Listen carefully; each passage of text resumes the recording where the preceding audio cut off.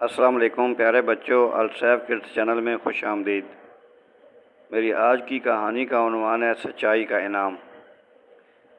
ایک دن کا واقعہ ہے، ایک چھوٹا سا بچہ احمد اپنے والد کے ساتھ بازار میں جا رہا تھا۔ رستے میں اسے ایک سونے کی تھیلی ملی۔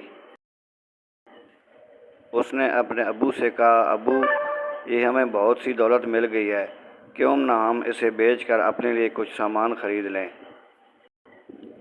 اس کے ابو نے مسکرا کر کہا، بیٹا یہ ہمارے نہیں ہیں، یہ کسی کی امانت ہیں، اور امانت میں خیانت گناہ ہے، ہمیں یہ اس کے مالک کو لوٹانے ہیں۔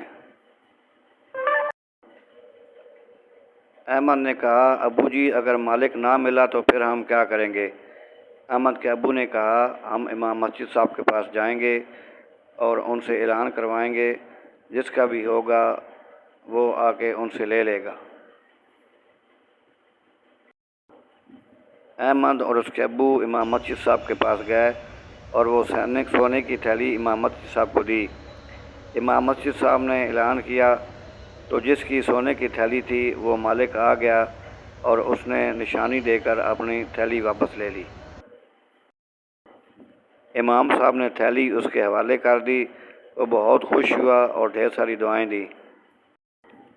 احمد کے ابو نے کہا، دیکھو بیٹا، جب ہم سچائی اور ایمانداری پر چلتے ہیں تو اللہ تعالیٰ ہمیں دنیا اور آخرت دونوں جہانوں میں انعام دیتا ہے۔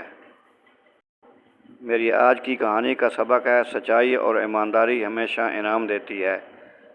اگر میری کہانی اچھی لگے تو میرے چینل کو لائک اور سبسکرائب ضرور کریں تاکہ مزید اس طرح کی مورال کہانیاں، سبق آموز اچھی کہانیاں آپ تک پہنچتی رہیں۔